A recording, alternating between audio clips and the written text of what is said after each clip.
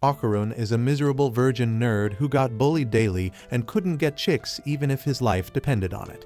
However, after a baddie randomly decides to save him from bullies one day, he becomes obsessed with clapping her but ends up in a never-ending series of near-death experiences after his nuts get stolen by a ghost. But before this, Momo is in emotional shambles after yet another breakup, this time with a toxic guy who only wanted her kitty or her cash. All voters are the same. Minutes later in class, her friends finally say what everyone's been thinking. They're sick of the same tragic rerun. She'd fall for a total douchebag if he even vaguely resembled her idol, Ken Takakura.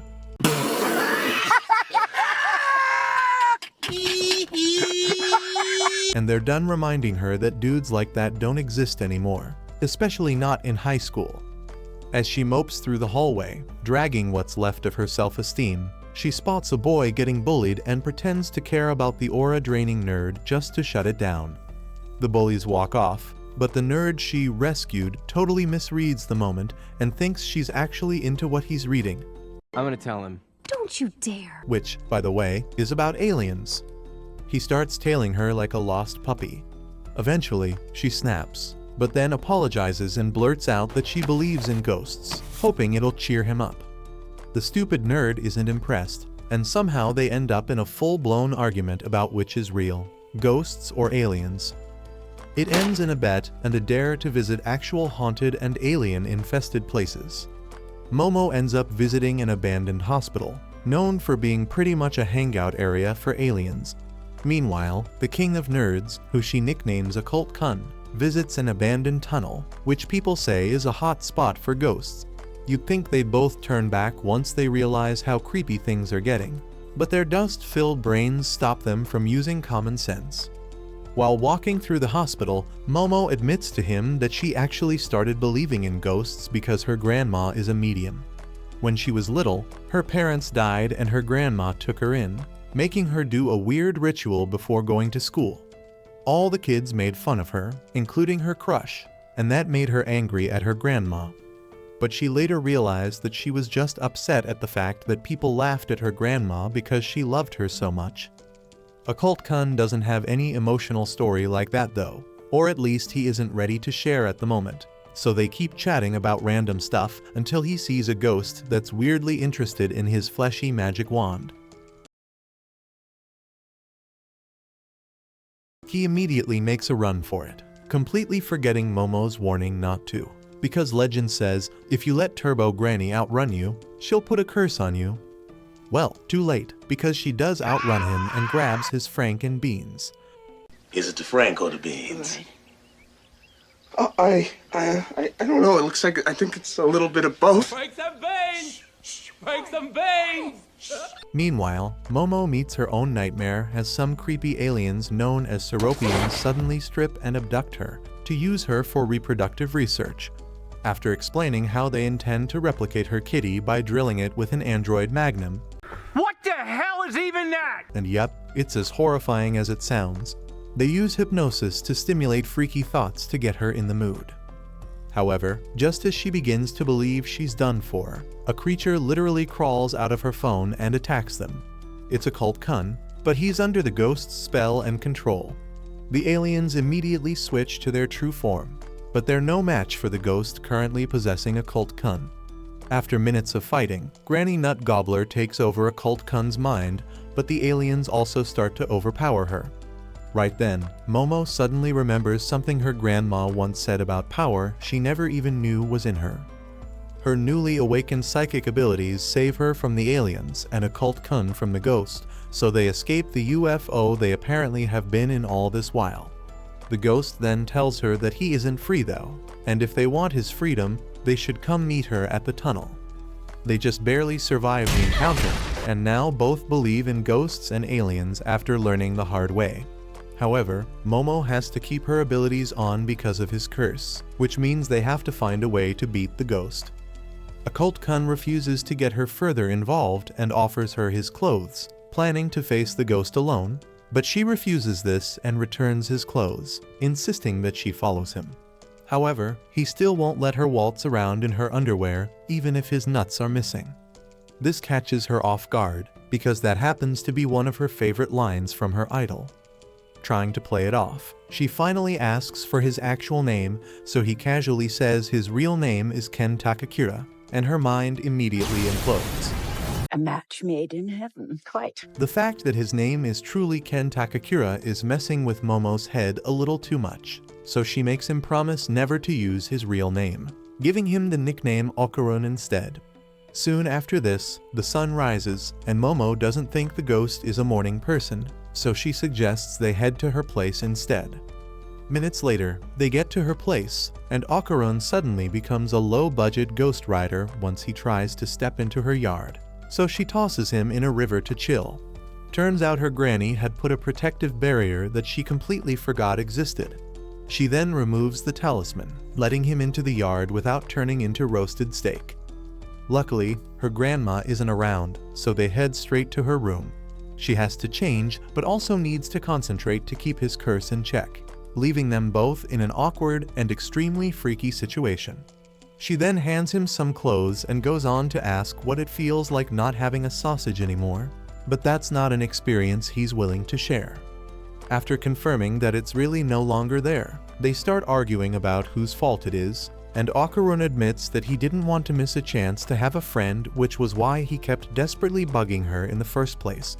She then admits that she actually likes talking with him before a strange doorbell that Momo hasn't heard before interrupts them. Her grandma had told her before that the house had 2 doorbells, one for normal humans and the other for anything that's clearly not a person. Just as she realizes that she had forgotten to replace the talisman that kept spirits, an evil spirit casually strolls into the yard. She immediately tries to put it back, but the spirit blocks off the entire yard with a huge wall to trap them. Putting the talisman back with Okarun still inside would mean leaving him to become Demon Barbecue, so she decides to ditch that idea. As if the situation isn't bad enough, the spirit starts creating a black fog to poison them. They then take to their heels, and Okarun deduces that it's actually an alien, not an evil spirit, as it is also interested in his sausage. Yes, again, turns out the people that can see psychic phenomena can also see UFOs. As Momo loses concentration and makes our boy partially transform, he comes up with an idea. If she lets the curse transform his body and not his mind, he can control it and actually have a shot at fighting the overgrown Halloween costume. Moments later, the plan works, and our boy turns into a cool-looking ghost hybrid monster, with an I just want to unalive myself personality that's running Momo mental. Anyway, he is extremely powerful now, moving with incredible speed and strength like he got possessed by Sukuna. However, his body is still human and can't keep up, so it breaks down, leaving Momo no choice but to transform him back to normal. Just then, she notices that it always takes a sumo pose, and with that logic, making its hands touch the ground should murk it, or at least she hopes it will. Using the last of his strength, Okarun retransforms and tries to push it to the ground while Momo tries to trip it over with her ability.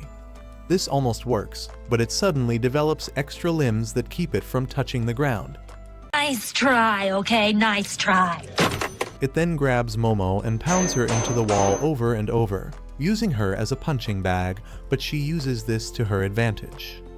When it makes a hole deep enough into the wall by punching her, she pulls Okarun to her and the talisman, and since the hole is technically beyond the compound, the talisman does its job and keeps Okarun safe from becoming KFC's combo lunch platter, while the alien burns to dust as she expected.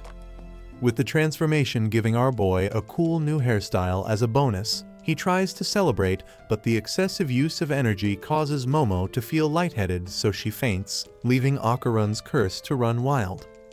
While filming a trashy TV show that same day, Seiko somehow manages to fail to predict facts about a famous idol. Doesn't matter though, because the entire show is hot crap anyway. On her way home, she suddenly tells the driver to stop her halfway, if he values his pitiful life, because she just sensed an evil spirit coming from her home, and boy, did she hit the nail straight on the head. Okarun has been completely taken over by the Turbo Granny and is about to attack a helpless Momo, when a Nobara-style attack from Seiko sends him flying. It immediately tries attacking from her blind spot, but Seiko already predicted the move and easily counters. She then draws a circle with a nail around the ghost, and another around herself, trapping it inside a barrier and surrounding herself with one to stop it from attacking her. But since Turbo Granny is only using our boy's body to manifest her powers, killing it would basically erase him.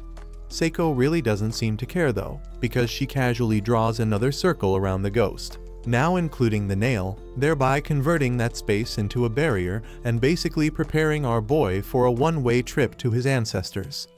Minutes later, Momo wakes up in her room and rushes downstairs to meet her hot grandma casually watching her favorite sitcom. She tries to explain the situation, but Seiko already knows that she went to a haunted place, or at least her friend did. She is obviously more interested in her show, so she casually confesses that she killed the spirit, but it shouldn't be a problem since her granddaughter doesn't believe in ghosts anyway. Momo, sensing the harsh sarcasm in her voice, gives a sincere apology for doubting her and begs her to tell her where she kept her possessed friend. Granny Ghostbuster then tells her to go to the main shrine, so she bolts for it, swearing never to forgive her if she hurt her friend. The fact that he was just an innocent friendless nerd until she dared him to go to the shrine in the first place replays in her mind as she fears that he might be a goner because of her. Thankfully though, she finds our boy casually munching on rice balls and gets embarrassed because she almost bawled her eyes out at the thought of him kicking the bucket. The next moment, Granny Ghostbuster comes out of nowhere and jump scares her before explaining how he has to remain in that shrine to keep the curse in check. She then teases her about liking him, but Momo doesn't hesitate to disagree. She explains the entire situation to her grandma, including Okarun's missing nuts and her new psychic powers, so Seiko admits that she had actually tried to visit the tunnel but couldn't because of the excessive spiritual energy, and the fact that Turbo Granny had fused with the ghost that was bound to that tunnel. She discourages Momo and tells her to give up and leave Okarun to his fate, but Momo refuses and insists on helping him, just like her idol Ken Takakura would. Sensing that she's dead set on helping, Seiko decides to help her with a plan instead. The plan is to lure the ghost out of the tunnel and the city it's bound to by challenging her to a friendly game of death tag. Seiko won't be able to actually help much, since her barrier abilities only work in her territory. Okarun would just have to train to get stronger at handling the curse without completely breaking down, and Momo would have to work on her psychic powers. To help with this, Seiko offers to become their personal trainer and transform them from the pathetic hot, whimpering pile of existential dread they currently are into something vaguely resembling a ghost hunter.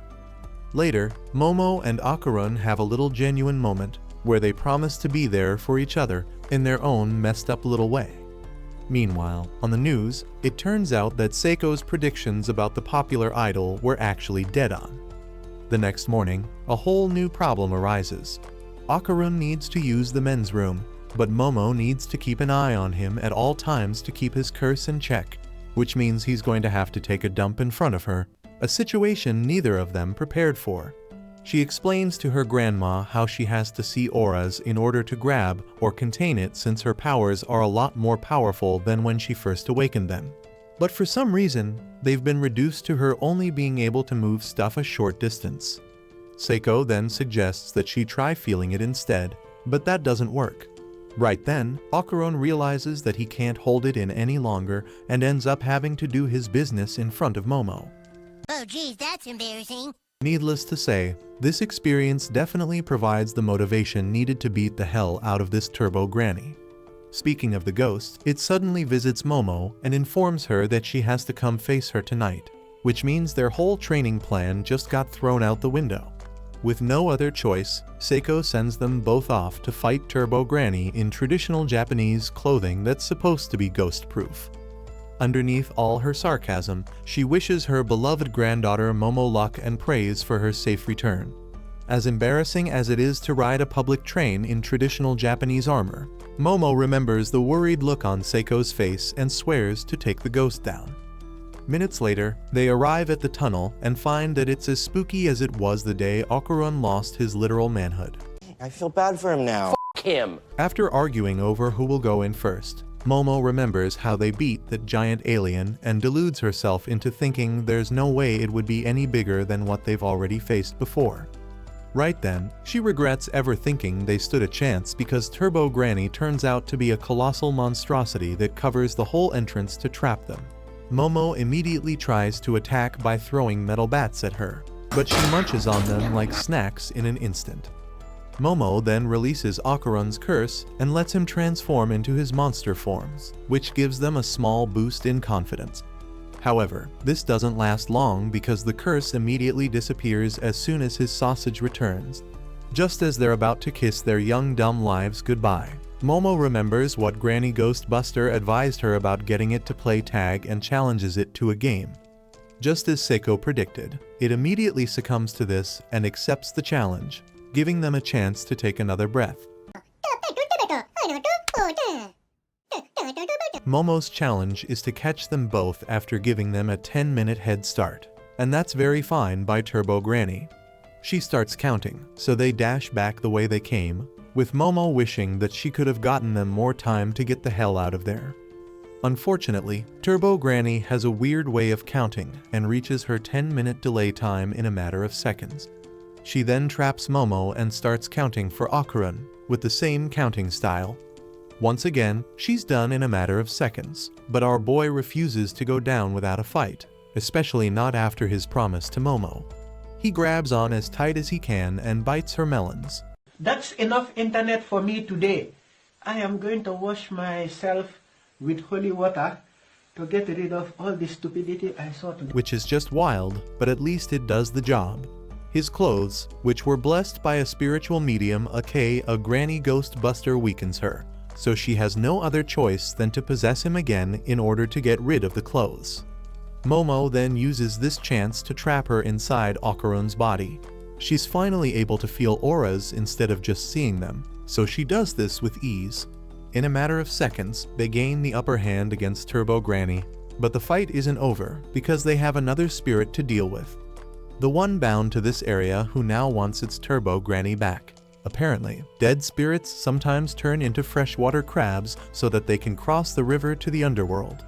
Upon seeing this, Okarun activates Demon Boy mode to get them both out of the way in time and ends up jumping out into the city. He tries to use his legs like helicopters, but gives up after 5 seconds like the wuss he is, so they crash land, but are still okay. However, he has already used half of his strength and can only use his full speed one more time. Like this isn't enough. The little time they manage to buy quickly expires as the crab immediately starts chasing after them. Now out in the city, they begin to meet ignorant pedestrians that have absolutely no idea what's going on. As they keep running, Okarun starts to lose steam quickly and realizes that his full speed won't be enough to get them out of the city in time. Momo notices this, but decides that there's no way she is letting herself become crab chowder tonight, so she comes up with an idea and makes them take a detour to a resort for a quick relaxation break. With Mr. Crab's psychotic ghosts still on their trail, other normal folks, who can only see the destruction and not the actual crab, think they're being bombed or something. They then lead the crab to a hot spring at the resort, which some might think is a bad idea since crabs basically thrive in water. But because water from a hot spring is boiling hot, the muscles of the crab tense up, rendering it incapacitated. Soon, they start to contemplate ending the day with seafood. Now that that's taken care of, all they need is to get out of the city to seal their victory. However, while on their way, they notice that the streets are unusually quiet and begin to wonder where all the people went. They soon get their answer when a mob of possessed humans starts chasing them.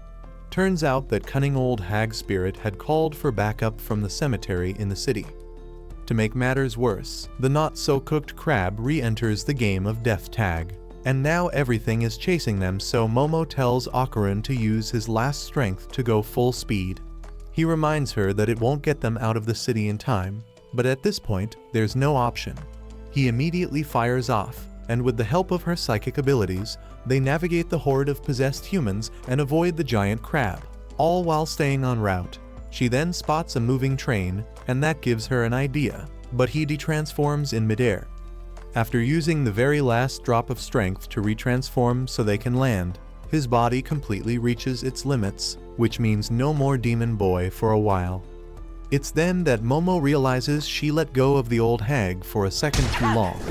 She quickly attacks them and knocks weak Okarun unconscious before fusing with the spirit crab once more and becoming gigantic. Just when it starts looking bad, well, really bad because it's been bad from the very beginning. How bad? Bad. Momo decides to explain a master plan she had all along. Using her psychic abilities, she grabs onto the moving train with Okarun, and they both board a free pass out of the city with an angry spirit chasing after them. Turbo Granny then starts running at 100 miles an hour to catch up, but the train, which moves at 150, keeps them safe. Unfortunately, she still catches up to the train when it brakes for turns, but that is also a part of Momo's master plan, as she holds her down with her ability, trapping her in a train heading straight outside of the city, where Granny Ghostbuster is patiently waiting to beat the hell out of her with a barrier. As they cross the border, for an instant, Momo sees the souls of young girls her age disappear into nothing.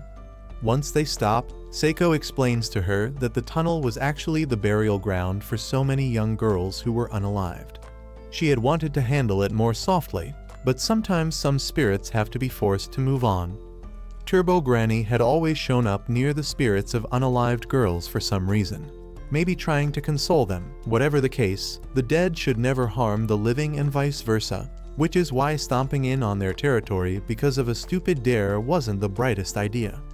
After all that, they return home to have dinner and actually decide to have seafood, because Momo and Seiko are both sick psychos. Okarun, however, refuses to eat for obvious reasons, but Seiko suddenly demands visual proof that he got his banana back and acts like she is doing it for his safety. Get naked, you strange whore! At the end, Momo assures him that she was just joking and tries to cheer him up, but he finds that hard to believe. As he prepares to leave, he gets upset because of the fact that he might never have a reason to talk to her again, but he should have known that once you've gone through hell and back with someone, that experience basically binds you to that person for life. Why don't you explain what that is so they can understand? Yeah, just explain what that is. Explain what you think that is. Okay. Just explain it. The next day at school, Okarun ends up with more anxiety than a preschooler with stage fright in a talent show. He had spent all morning rehearsing the Duke Dennis pickup lines he watched the previous night just to steal a place in Momo's heart. Look at this dude. But as he sees her waiting for him at the doorway, his loser personality kicks in, and he immediately assumes she must be waiting for someone else. He then proceeds to totally ignore her, but there's not a chance in hell Momo is letting that just slide. She immediately runs up to him and starts yapping, which is a pleasant surprise for the nerd final boss, who initially thought she hated his guts. Momo definitely can't run out of things to say, so as she keeps talking about aliens and a bunch of random stuff, Okarun nervously tries to keep up. Once they reach their different classes, they once again enter their separate worlds, but it's different now. Okarun can actually bear all the bullying and terrible treatment from his classmates because now he has a baddie to look forward to talking to. Meanwhile, Momo totally zones out and ignores her friends as she thinks about their experiences together, causing her friends to assume that she might have gone back to her toxic ex. The one thing that's common between the both of them is the fact that they both desperately want to talk to each other about the supernatural, and suddenly it feels like time is moving extremely slow today. When it's finally lunch break, they both go out to look for each other, but keep missing each other, like two lovers in a Bollywood movie. I was about to Bollywood this bitch. One heads to the cafeteria, while the other ends up at the store still desperately trying to find each other. They both soon give up and sit outside the school, still oblivious to the fact that they're painfully near each other. I'm gonna kill myself! Wow.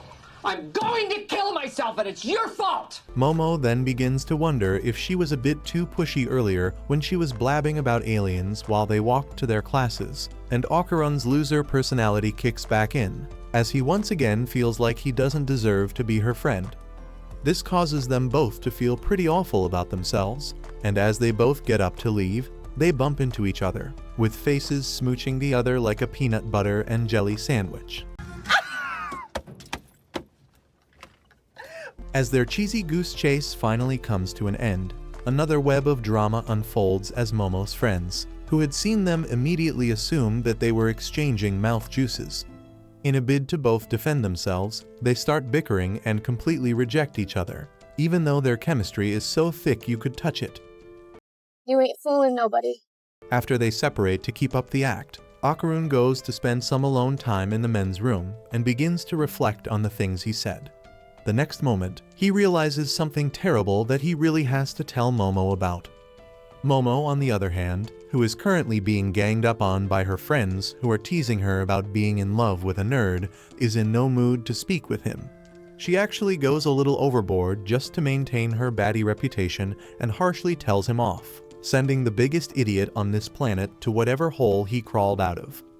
After school, Okarun accidentally bumps into this other chick, who is as basic and shallow as they come.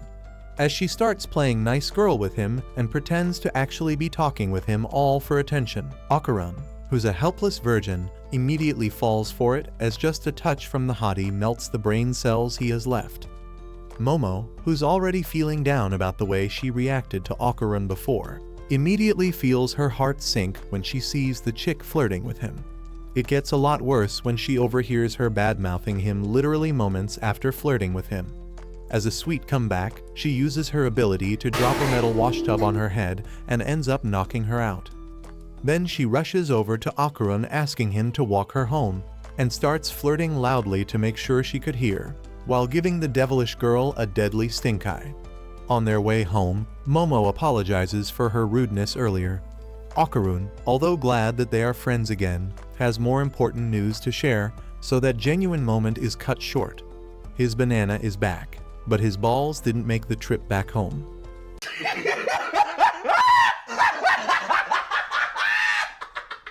Upon hearing this, Momo cracks up and struggles to stop herself from laughing.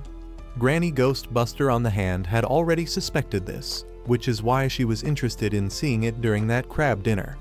She then checks him out and discovers that there's really something hiding inside him, so she instructs him to put his feet in water while she beats the demon out of him using a sacred fan of some sort. Then, Momo positions a beckoning cat doll with a talisman to catch whatever is hiding.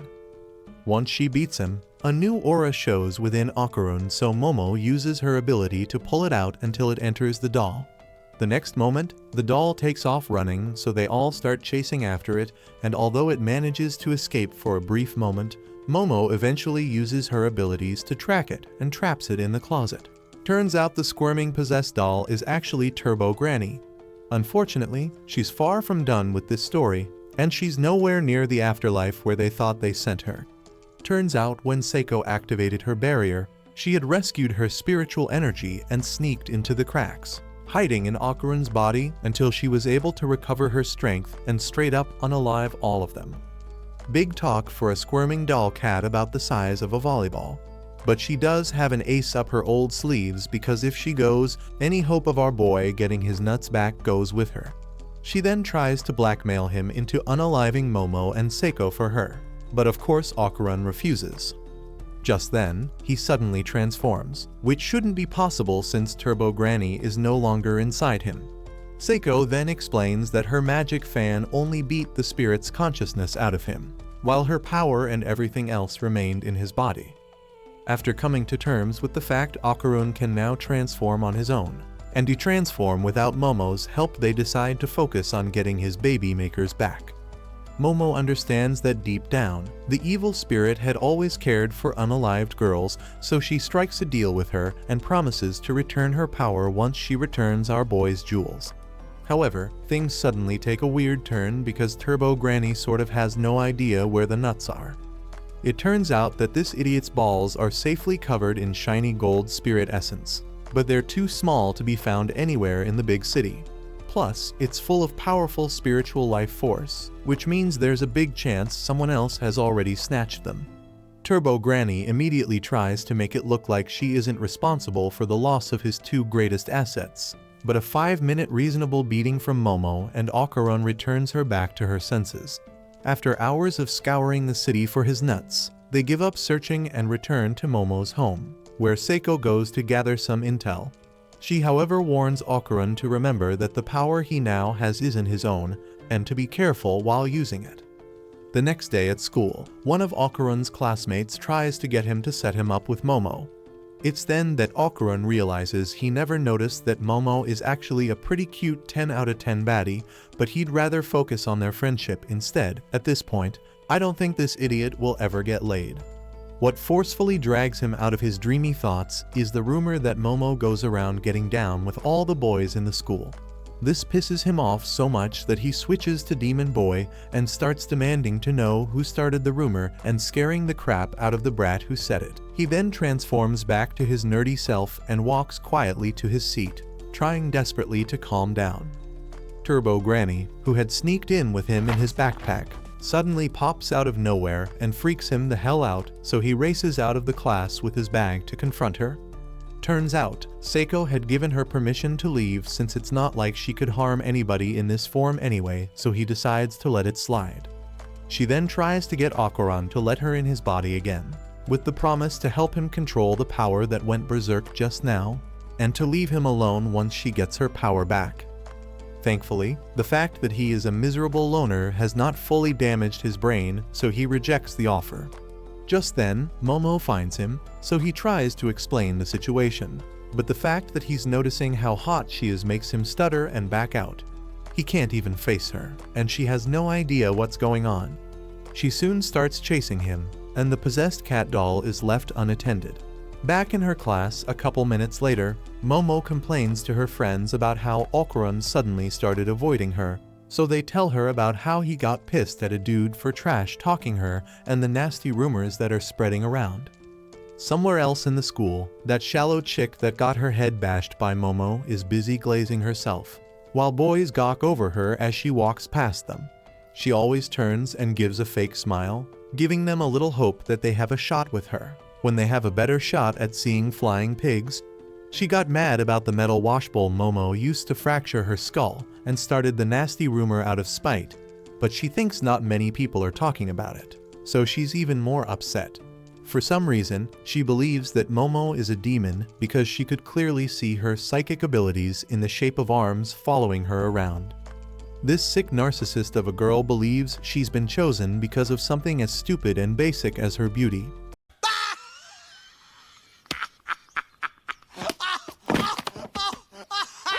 And also because a golden ball had randomly found her.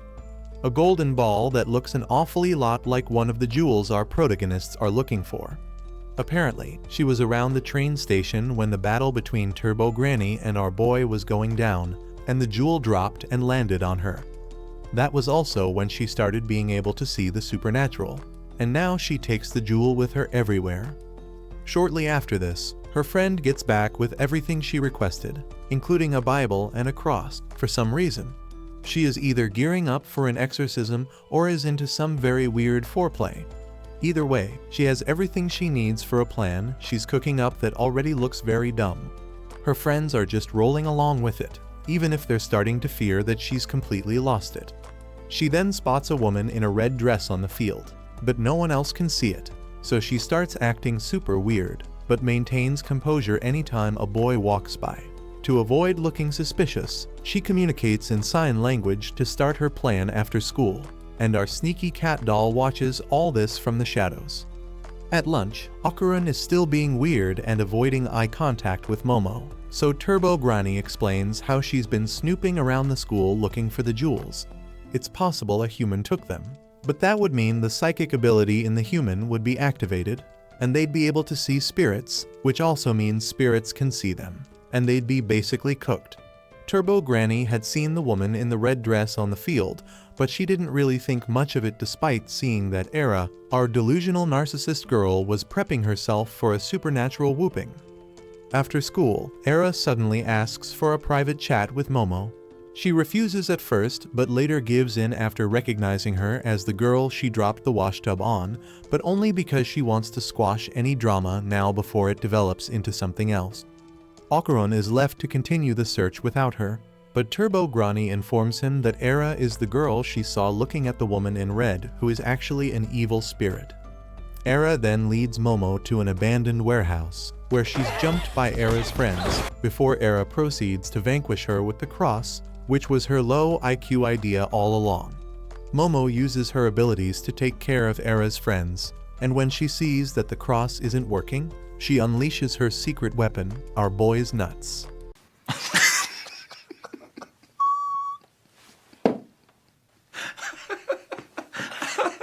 Momo immediately recognizes the jewel and tries to explain to a dense Era, but she won't listen and claims it's some kind of weapon bestowed upon her. In the midst of the struggle, Okarun shows up, so Momo tries explaining to him that the dumb chick currently tying her down is the ghost in red Turbo Granny had seen, but that's not true. In fact, Era is the hunted in this scenario, not the hunter. In the blink of an eye, the ghost swoops in and grabs Era, claiming to be her long-lost mom, and shows a short flashback of when she was little to back up the lies. Our boy then goes demon mode and tries to save her with his flash-level speed, but the spirit is too strong, and he ends up being her lunch. Momo tries to help, but her hands are still tied, so she can't use her full abilities, giving the spirit enough leeway to quickly overwhelm her. The spirit then goes on and on about how she's waited so long for her precious Era to see her, but Era remains confused as to why a monster is calling herself her mother. Apparently, she had called her mom when she was little, and that put a twisted sense of motherhood in the spirit's head. Thankfully, Momo re-enters the battle, and Turbo Granny, who had just narrowly escaped being gobbled up together with Okarun, tells them that she's actually an acrobatic silky spirit. She gets info from the internet via the phone she stole from Momo's friends, but that's not the major issue here. Turbo Granny might also be an evil spirit, but she doesn't have the time to be memorizing info on other evil spirits. Meanwhile, Era is still speaking nonsense about how she was chosen to defeat evil monsters like the one holding her. This pisses the evil spirit off, so she swallows her in a single gulp.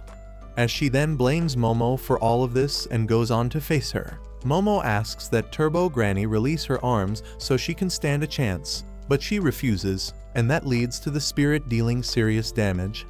She then tries to force Momo to apologize and call her mommy as well, but she refuses, so she swallows her as well.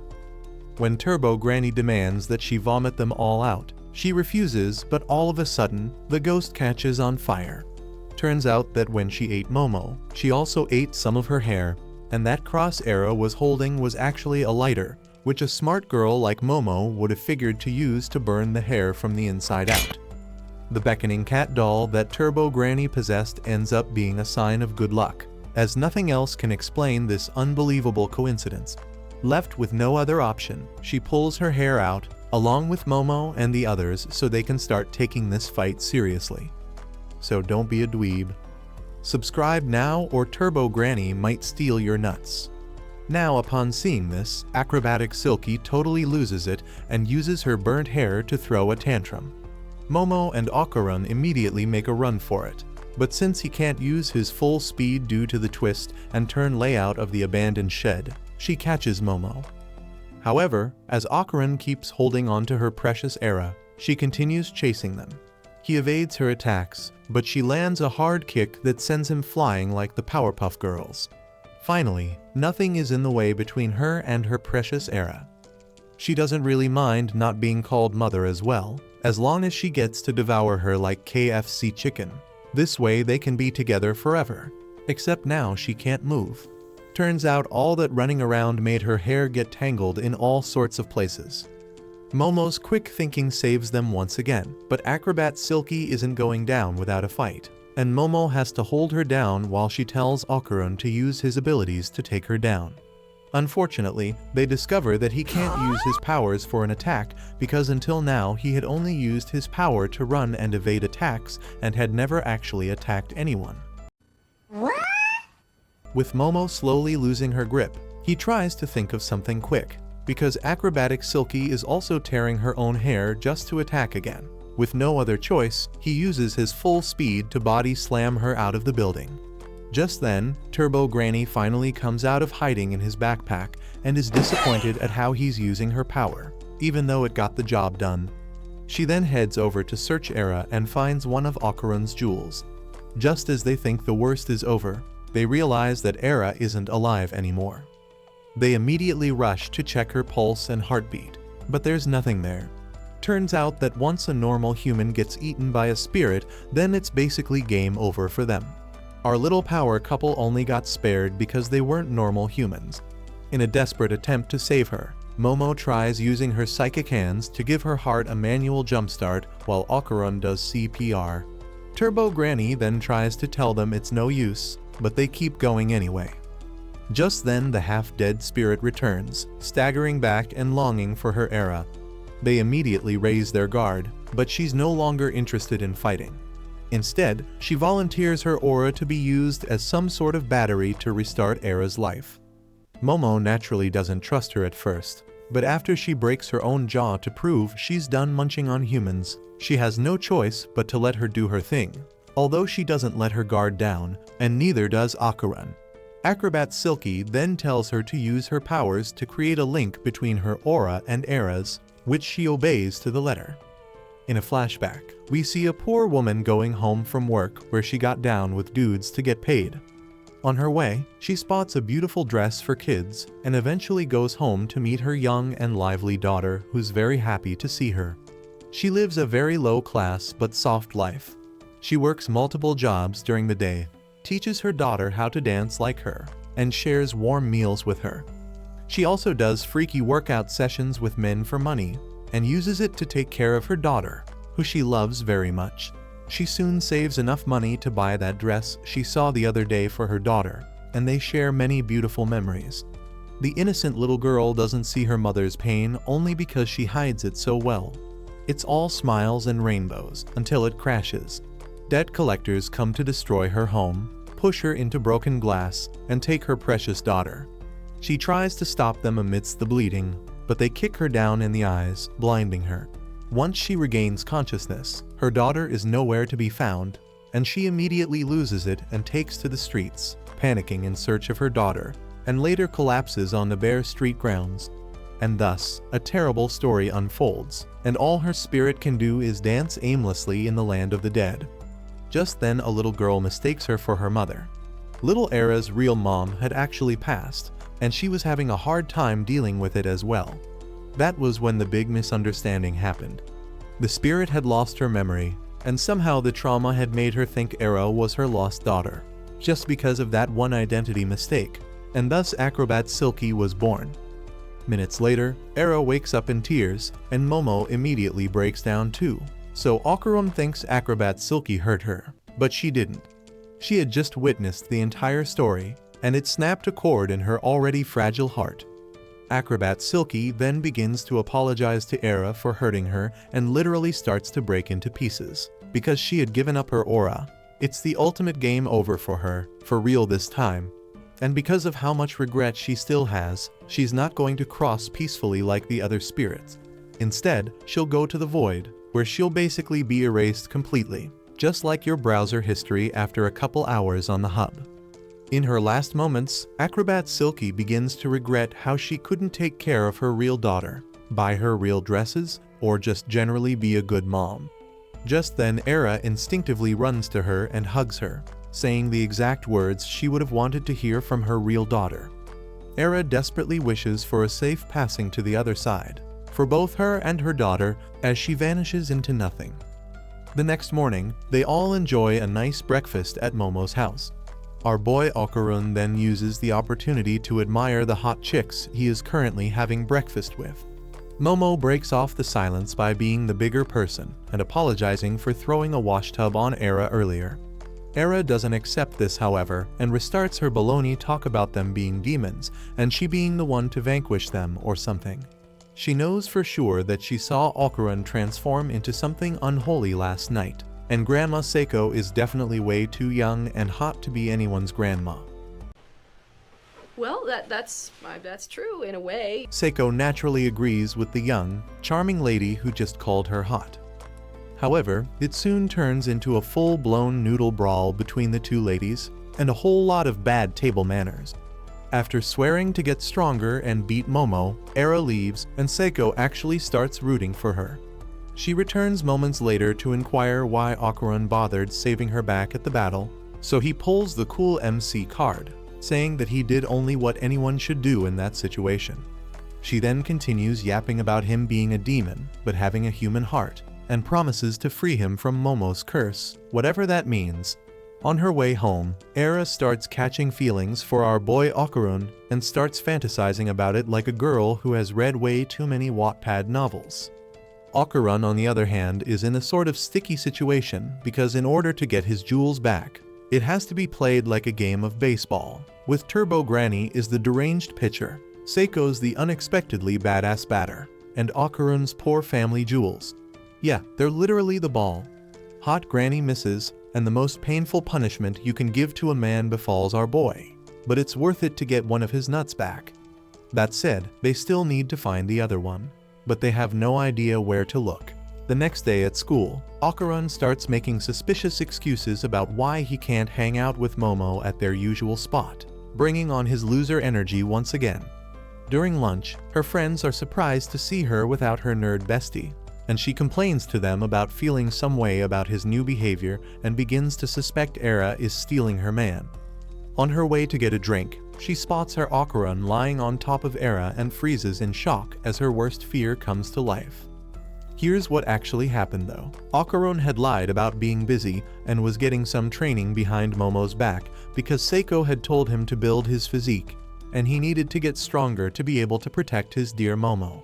Era then came out of nowhere, spilling her usual nonsense about demons and confessing her love, and for some reason wanted to steal an unconsented kiss. Okarun, like the gentleman he is, of course refused this and was confused. Apparently, Era had read in some magazine that you should kiss after confessing your love, and she got the magazine from her single father, so it's definitely not for kids. This soon turns into a hand struggle between a girl who really wants to confess her love and a guy who just wants to protect what's left of his dignity. They then stumble and fall on each other, resulting in the freaky scene now unfolding in front of Momo. There was no way she would have known all this, so naturally, she gets the wrong idea. And Era isn't even trying to convince her otherwise, as she's still waiting for her kiss. Okarun tries to explain, but Momo refuses to hear it because he is sweating buckets, not wearing his jacket, and on top of a hot girl. In their biology class later on, the teacher teaches them about how shrimps have so much punching force, and she can relate deeply to the need to punch something at that moment. She isn't the only one feeling sour though, as Okarun very much regrets lying to her. He had wanted to get stronger in secret so that he could surprise her, but that plan totally backfired. Just then, he notices water on the floor, and suddenly there's no one in his class anymore. He hears a familiar voice scream from outside his class. It's Era, and she's just as confused. They quickly go look for Momo, but can't find her in her class as well, so he tries to wrap his head around what the hell is going on. Momo, on the other hand, is isolated, and after noticing that the water level is rising, she worries about Okarun, then gets angry at herself for thinking about the boy that lied to her even though she obviously has bigger problems. The next moment, she senses something coming towards her, and to her horror, it's a freaking dinosaur. She instinctively hides, but her movements make waves in the water, which the monster can sense. Its movements also make waves in the water, which Momo notices, and it terrifies her. After charging for a bit, the monster releases a sonic energy blast that destroys everything in its path. Thinking there's no way anyone or anything could have survived that blast, it turns to leave, but she did survive it. Only barely though, and now she is very much more worried about Okarun. Confused as they are, Okarun and Era are even more terrified after hearing the sound of the blast. Okarun admits that he had experienced this sort of phenomenon before, when he and Momo were trapped by a thick wall in her house. But not to worry, as everything will go back to normal once they defeat the alien. Not that it would be in any way easy though. Era has a lot to absorb from this, starting from the fact that aliens are real and might even be worse than evil spirits. Speaking of the devil, one suddenly appears before them and immediately goes in for an attack, but Okarun swiftly transforms and dodges while saving Era. His lovable downer personality returns too, and he tells Era to take cover while he deals with the alien. But just then, some familiar faces pay him an unexpected visit. It's the first aliens he faced before, and they immediately use their power to suppress his abilities, detransforming him in the process. Era tries to help, but they easily knock her out of the way. They had, of course, come back for his genitals, needing it now since he is special because of his abilities. Since he can no longer transform, they begin preparing him for a very unsanitary surgery, but something like hair suddenly stops them. It's Era, and she apparently has the same abilities as Acrobat Silky. With her newfound powers, Arya starts fighting the first alien who thinks he is the reincarnation of Muhammad Ali, while Okarun scrambles for clothes to cover himself up. Her abilities come with a personality just like Okarun's, but hers is a little more sophisticated, making her sound like the Queen of England. She tries to dodge the boxer while she goes for the Seropians, but their ability repels her, and the boxer as well because they couldn't care less about the alien they hired as cheap labor. Okarun, on the other hand, keeps looking to find anything to wear until a stray attack forces him to stop. The boxer and Demon Era keep fighting like they're ballet dancing in an elegant courtroom, but she's caught by that same suppressor from the Seropians that forces her to detransform. It then gives the boxer a nice big opening to land a devastating blow to her gut. Okarun immediately jumps in to save the day with nothing but his hands covering his baby maker. He has this bright idea that if he transforms he will magically get clothes, but reality hits hard when transforming does absolutely nothing to help his situation. He then gets suppressed by the Seropian's abilities and gets his head smashed in a couple of times by the boxer, until he can't take it anymore and headbutts the boxer out of his way. The Seropians are surprised by the fact he could break free, but he actually didn't. It was all our girl Momo and her awesome psychic abilities. Her timing couldn't be more perfect. However, she's still angry at Okarun, but that can wait until they're no longer facing mortal danger. Momo gets surprised to see Era using the Acrobat Silky's power, and Era mentions Okarun's real name, which distracts her long enough for a nasty hit to take them down. The Seropians use this chance to get the boxer to transform into a much faster form so it can deliver punches faster than the Flash on a caffeine overdose. Momo then regains control of the suppression, and returns both Era and Okarun's powers to level the playing field. The boxer's new form is way too fast for Demon Era, but it's a walk in the park for a speed demon like Okarun. With that, they form a new battle strategy. Combining their strength, they beat the boxer alien, and his employers cut his payment. Just then, the water turns a weird green color, almost like vomit green, and swallows them whole.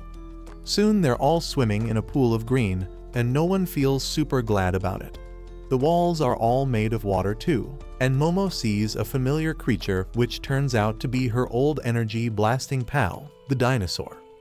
She gets terrified, but Okarun feels excited for some reason, while Era gets interested in whatever he notices.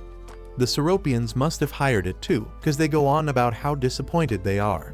But by the time one of them splits in half, having been cut by the energy blast, everyone realizes how much trouble they are truly in. They begin swimming for their lives, but the water blast shoots Era into the water ceiling. It's from our boxer friend, who happens to be a shrimp and can convert his punches into powerful shockwaves. Okarun tries to fight in water, but unfortunately, Turbo Granny's power doesn't come with a free swimming lesson. Era continues chilling in the upper waters, so they try to figure out a way to save her before she drowns. Their only option is for Momo to get close enough to use her power to grab her, but she can't since she's currently running for dear life. Okarun then suggests that he distract it while she does it, but Momo turns down that idea. They soon start arguing, and Momo reminds him that she clearly isn't over the fact that she saw him and Era making out. So Okarun tries to calm her down and explains what happened, but he gets interrupted by a water blast from beneath them, which leaves them in a very touchy position. It's awkward, but it gives Momo a sweet idea though. Using her ability, she pushes Okarun through the water while riding his back like a human surfboard, and they propel fast enough to save Era just in time. After getting the water out of her system, they decide to strip down to their underwear in order to move more easily in the water, and try to ignore the obvious awkwardness of the situation. To the horror of the boxer, he finds another one of his Seropian employers and joins the last one in running from the dinosaur's energy blast. Meanwhile, the girls decide to board the Okarun speedboat and dive into the water, only to be met up close by the dinosaur alien, who greets them with a healthy dose of energy water blast. They discover that it needs to recharge after each blast and decide to use this opportunity to attack, but are shocked to find out it has the boxer alien's arms for close combat. It completes its recharge, and they only narrowly escape its blast this time. With their attack options quickly running out, Momo then has one of her brilliant ideas after she remembers a lesson on shrimps in biology class. As soon as another blast sends them flying, she finds herself face to face with the alien alone. She then taunts it to attack her, and the moment it tries to, she uses her ability to remove all the water around it, and the pressure of its own punch breaks down its body. Turns out, the reason why shrimps don't use their full strength outside water is that the water resistance helps reduce the strain on the body, and doing it on dry land would be self-destructive. It's not done yet though, as it still has its water blaster on full charge, but Era doesn't let it fire and uses her hair to make a path to it. With Momo using her abilities to stabilize the hair, Okarun uses full speed to body slam into the alien, landing a devastating blow. A moment too late and they would have surely drowned, but they beat the boss just in time and have never been more happy to see solid ground. They forget one important thing though, which is that they still have no clothes on and are still in the middle of school. Moments later, a mean lady who looks like she came out of some creeps' fever dream checks to see if they are getting bullied, as that would explain their current state. Before she can discover the truth, her servant comes to call her, so she goes on to punish him for disturbing her, leaving the kids to wallow in the embarrassment of the fact the entire school saw them clothless. Okarun admits that they were only after him this time because of his evil spirit powers, but he's not the only one who has them now, as Era also awakened hers mid-battle. She's also in danger, but she's too dense to even realize it. This entire situation begs the question of why the aliens are after the abilities of evil spirits, and why they just can't take them from the spirits themselves. Okarun immediately goes full nerd mode and starts yapping about aliens and spirits, trying to explain that the aliens are after the ability so they can study how it works, modify their tech with that knowledge, and use it to destroy the spirits around the world in order to invade Earth. Of course, Momo stopped listening the moment he started yapping, and Era is so dense, listening won't help her much, so that whole presentation goes straight into the trash. They have way bigger problems anyway, like the fact that the whole school saw them without clothes. To fix this, Era plans to make up a big lie that she was forced to take off her clothes, and Momo honestly couldn't care less. Her friends quickly barge in and drag her away, assuming that this is all somehow Momo's fault, and she still can't give a horse's behind about what happens. She's more interested in knowing what happened before all this chaos, when she caught Okarun on top of Era. He calmly explains everything to her and explains that he was there in secret because he wanted to train and get stronger. He had hidden it from her because he wanted to surprise her. Despite it being a pathetic attempt to look cool, she gets extremely happy to find out that that's the real reason, and even starts teasing him about it. He turns to leave, but she calls him back, with a lot to say, but not the courage to actually say it. Then her friends burst in and are rightly confused as to what the hell just happened. They each have their own crazy assumptions about what happened, and one of them goes full Detective Sherlock, stating that they were involved in a love triangle, which is surprisingly on point. But then she goes on to say they must have had a freak-off to settle the matter, and that earns her and Momo's other friend back the title of dumbest friends. Meanwhile, in Era's class, all the students are gathering around her in sympathy like flies to rotten food. She then puts on her good girl act and tries to wave off her involvement in the incidents, which works wonders. It doesn't take much time for the dumb people around her to start finding ways to blame Momo for all this, and soon everyone decides to hate on Momo. This pricks at her conscience, so she ends up confessing that she spread lies about Momo and none of it is actually true. She instantly regrets this, of course, because she has just thrown away the popularity she had spent years building. Momo then finds her wallowing in her regret, so she lies to her, saying she explained everything in her favor and totally painted her as the bad guy. However, Momo sees through the act and knows she couldn't bring herself to do it and tries to comfort her. but they get interrupted by an old friend. It's the punching alien, who is now leaking a white substance. They both raise their guards and are ready to fight, but he isn't, as he immediately falls face down, tears in his eyes. He then has a dream of saying goodbye to his son and wakes up in bandages, with hot Granny Seiko ready to beat the hell out of him if he tries anything stupid. They had brought him to Momo's house and patched him up, but still prepared to fight if he wanted the smoke. Luckily, one look at the food they prepared gives him a change of heart, so he swears to never harm them again. They all settle down to have a lively meal, with everyone fighting for food. I can't help myself. I like good food, okay? After that, the alien explains that he needed money for his son, who was terribly sick and needed blood transfusions every day, a sickness that had killed his wife. His race is pretty strong, and is normally hired for bodyguard work and other stuff like that. But he's pretty weak, and so he couldn't get any good jobs and had to rely on working for criminals to get paid. Okarun relates to this on a very deep level, and even offers his banana if that would help him in any way. Stop it. Get some help. But the alien needs a real solution and not temporary cash. Okarun still really wants to help, and so does Era, even though it's for very stupid reasons. But even the alien knows that he can't find his solution here and is about to give up. Just then, Seiko says that the smell of his blood reminds her of something. Turns out, that white substance that was leaking from him earlier is actually plain old milk. Seiko then promises to give him a whole cow, which is basically a lifetime supply of his blood. Just like that, the gang gets to witness the epic, legendary sight of an alien ship abducting a cow, and it is spectacular. The alien then wishes his friends well and makes a grand exit to save his son. Right then, the kids grovel and beg for new uniforms from Seiko, since they are all broke, and she is the only adult who understands why their uniforms no longer exist. She agrees but makes Momo do a funny impression, right as the doorbell rings, leaving her no choice but to keep it up while she goes to open the door. Once there, she meets a cute and familiar face at the door, and Okarun equally gets surprised when he learns that it's her childhood friend and her first crush. This is where the fun begins.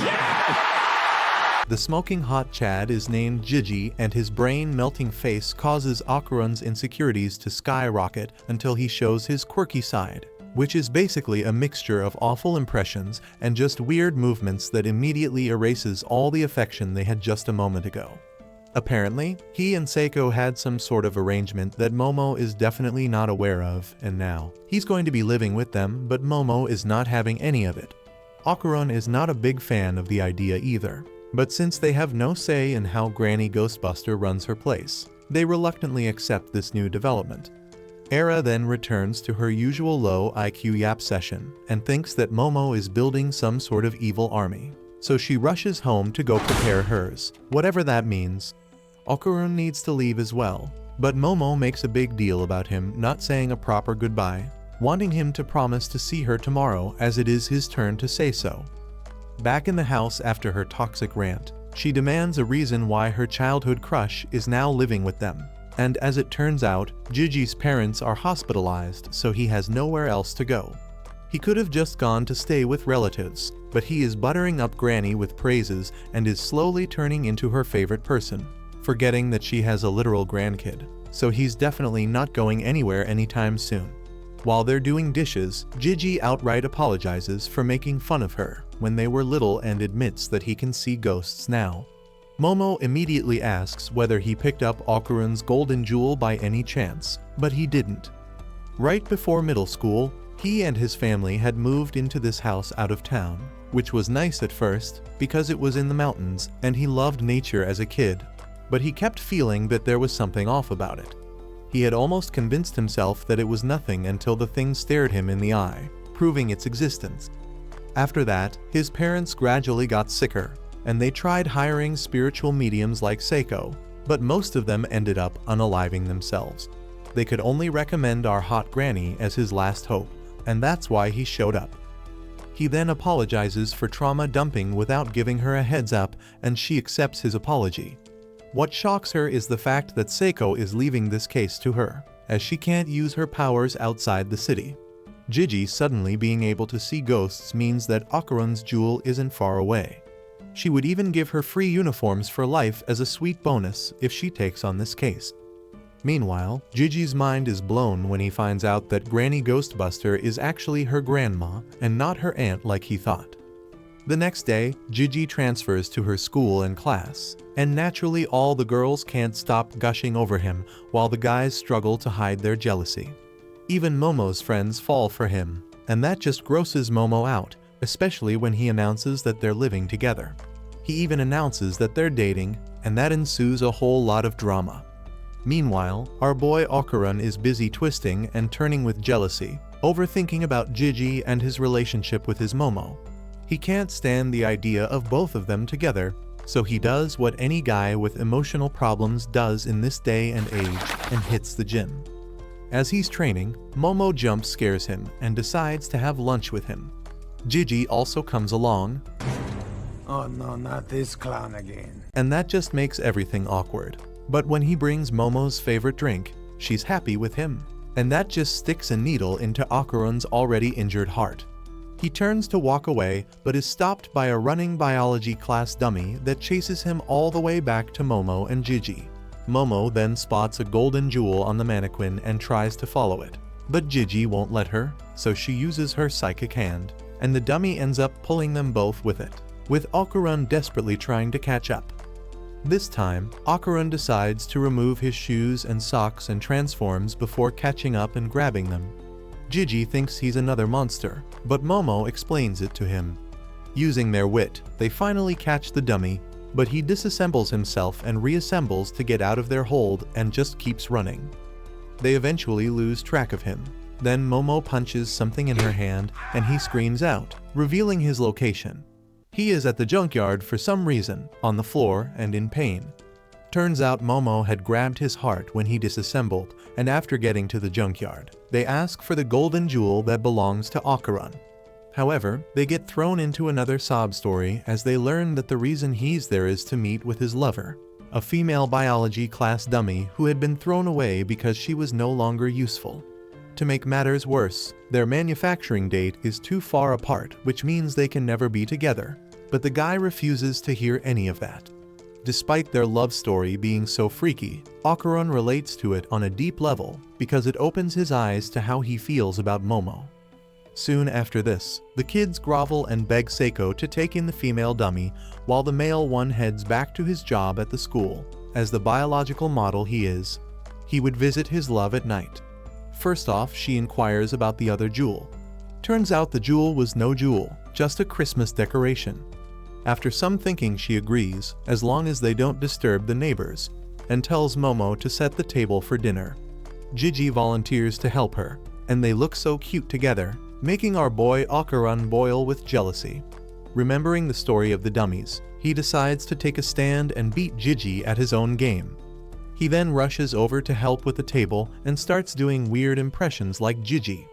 Soon it becomes a competition of the weirdest, and Momo is not having it.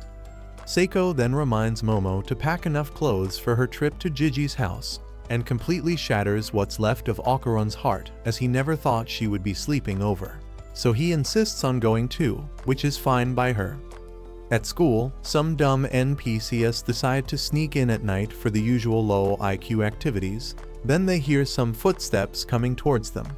The sight of the dummy running scares the living crap out of them. The dummy doesn't care though, for he has his lover to meet, so he runs through everything, even boards a train, which is quite uncomfortable for people riding with him. But his trip is interrupted when a bus runs into him, shattering him into pieces.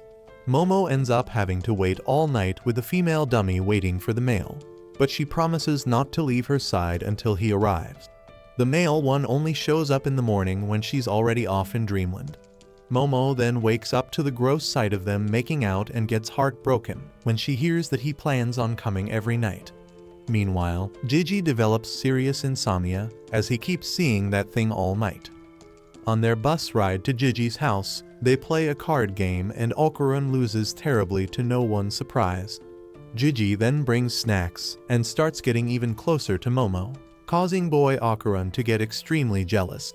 He decides to focus on getting his jewel back, But that doesn't go very well because right at the peak of his locked-in state, Momo calls him, and he blurts out his dream to find his nuts again.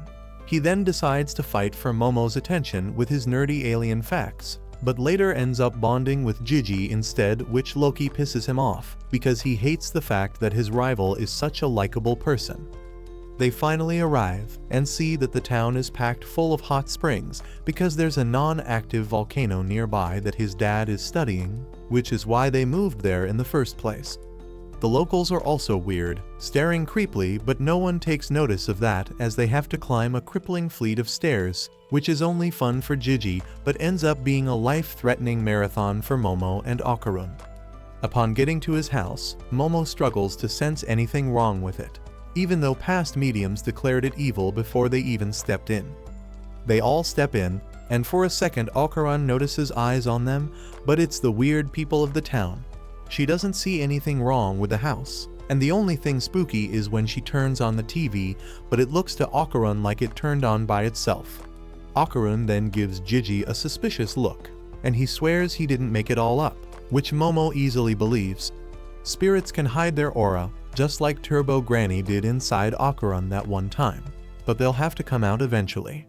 Till then, all they can do is chill and wait for nighttime, so Gigi glazes and massages her, because he ain't paying her for all this knowledge.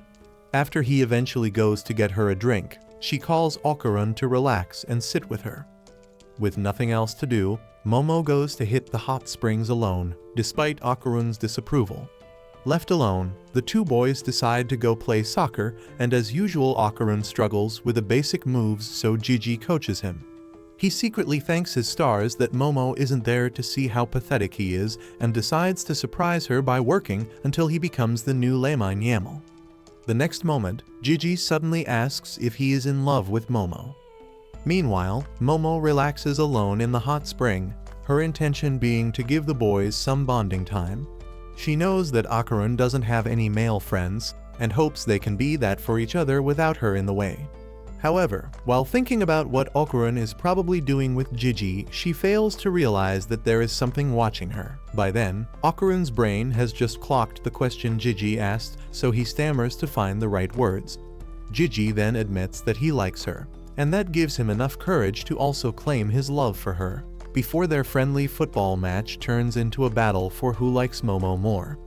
While arguing about who knows her more, Gigi pulls out the childhood friend card, which is basically just cheating, but our boy has gone deeper. He has actually locked lips with Momo once before, but is way too shy to say it, so he keeps it to himself to let Gigi think that being stuck in the friend zone all his life makes him better. At the hot springs, Momo finally notices something weird about the place, but as she's about to leave, 4 creepy men walk in. Back to our boys, Gigi decides to be the bigger man and stop all these childish games by offering a friendly shake, but it's only a trap to get Okarun to surrender. Okarun then notices something weird as well, because his house looks bigger on the outside than inside. After noticing a strange wall, they decide to check it out and deduce that there's a room back there. This raises a lot of questions, which they can only get answers to once they find out what's behind that wall, so Gigi grabs a mallet and completely disregards the fact that his house is actually a rental. Meanwhile, Momo is in serious trouble with the creepy men, so she begins to wonder if she can take the 4 of them with her mental abilities. Right then, one of them jumps and pulls her down underwater. Meanwhile, the boys have just found a whole room filled with talismans oozing a lot of negative energy. Thanks for sticking around until the end, you absolute legend. We want to know, is Grandma Seiko a little too hot to be a grandmother? What do you think? Let us know in the comment section. Like, subscribe, and click on the screen to watch some of our other exciting videos. Until next time, stay awesome, stay AniGeek.